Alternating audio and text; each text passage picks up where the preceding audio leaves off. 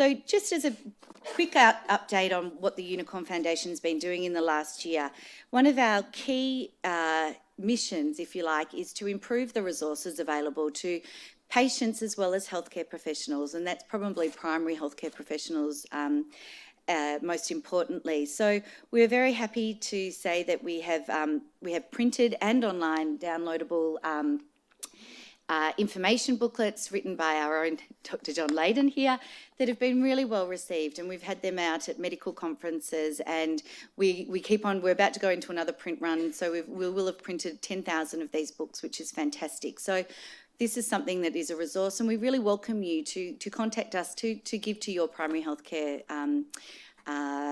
professionals as well. So we've been attending, Australian medical conferences, promoting the INCA, which was the Global Net Patient Survey on Quality of Life statistics, which were a real eye-opener for a lot of clinicians. Kate, here at the CNSA meeting, we had an oral presentation on bridging the gap, especially we know many of you patients probably have to travel from long distances to see this optimum care, and how we can actually bridge those gaps and what we can do by providing a specialist nurse service.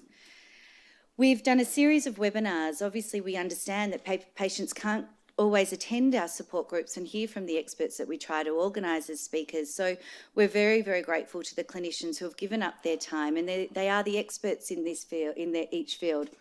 And we have done a series of 6 webinars, and today we'll be recording all the sessions as well, and we'll have them on our website as well. So you can actually see it from the comfort of your own home, or you can actually go onto it live as well and be asking questions. I know Associate Professor Michael just recently did our last one, and it was just so incredibly well received. So we do thank our experts for contributing to that, and that's something that we're looking at our next plan for next year, and we'll be delivering at least that, if not more.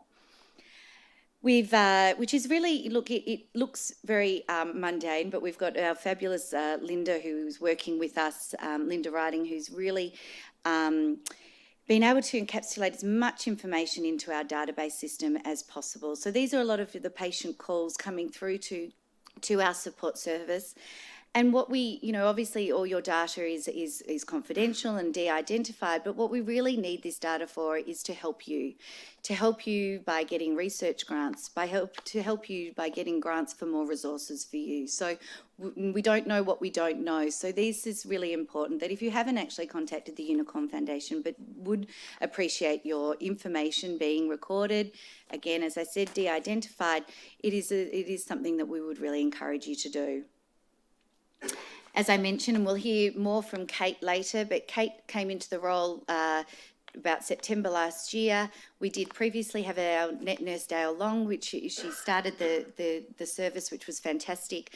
And this is a vital service that, ideally we would like to roll out in each state. This is a national role at the moment, but ideally we would actually like to have a nurse in each state to really make sure that we're covering off everybody. Patient symposiums like yourself, which is fantastic. We had in August about 100 attendees in Perth, which was a really, really big thing for us over in WA. In Sydney, we had 210, and we actually did have to stop it. There wasn't enough room in the theatre, if you like, there. And in Melbourne today, we have about 170. So we're really, really grateful that you guys are turning out, and we're actually providing something that you are interested in. And we really encourage you, after the finish of the symposium, we will be sending out an email with a survey and a quick survey, not a long survey, just a quick survey, to find out if we've actually hit the mark with what you wanted. Something that we'll be really excited about, and I'll be able to talk more about soon, is the development in partnership with Peter Mack here, with the hope of rolling it out into the other states, is a patient app where we'll be recording this quality of life information. So this information is vital, again, when we look at what are your unmet needs and what we can do in forcing government, in forcing funding, and also, what the issues are around the different treatments as well. So watch this space. We've got a little bit distracted with the big Theranostics conference and a few other things, but we're very excited that we'll be launching that before the end of the year. and we did have a publication in the Global Oncology of, the Global Journal of Oncology, which was a very, very exciting thing, and that's something that was, again, putting neuroendocrine cancer patients at the forefront. We've developed a consumer advisory group, so thank you to all our consumer advisory group who not only attended the cocktail party last night, but we're back here at 9:30 this morning for our workshop, and I think we've got some fantastic ideas to drive some really key workings under resources, under lobbying, under awareness, and under research. They're our 4 working groups, and we're really excited to be pushing them forward in 2017. And we also had our facilitation of online chats this year as well, which we, if the interest is there, we will be more than happy to keep facilitating, because again, we understand you can't always get to an actual centre for the face-to-face. We're an active member of ComNets, and we're happy to see our clinicians here who are also part of that. And as Linda mentioned, as the Governor mentioned, I can't keep saying Linda, the Governor of Victoria mentioned, we are convening with Rod and with Professor Michael Hoffman, the 4th Theranostics Congress. We felt so passionate about the fact that we wanted this research available that we were really honoured to be part of bringing that to Melbourne. And lastly, but most importantly, I guess, is another thing, is on November 10, which is on Thursday, we have Worldnet Cancer Day.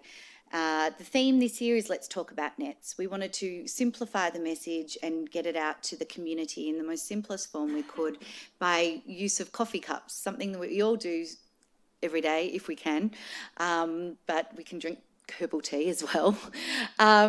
And we've been able to distribute over 10,000 of those cups. Originally, those 10,000 cups actually represented the number of patients we feel are net cancer patients in Australia. So we will be tripling our order next year, but we know we won't be tripling the amount of patients, and that's what we really, really hope. So that's something to think about on November 10. We'll be putting out a lot of social media, and at afternoon tea, we will be asking people, once we come back in here, for a group photo with those cups too, just so that we can try and, again, raise as much awareness around neuroendocrine cancer on that day as well. And we've got them translated into Bulgarian, French, German, so it's something that on a global scale that we hope that is successful.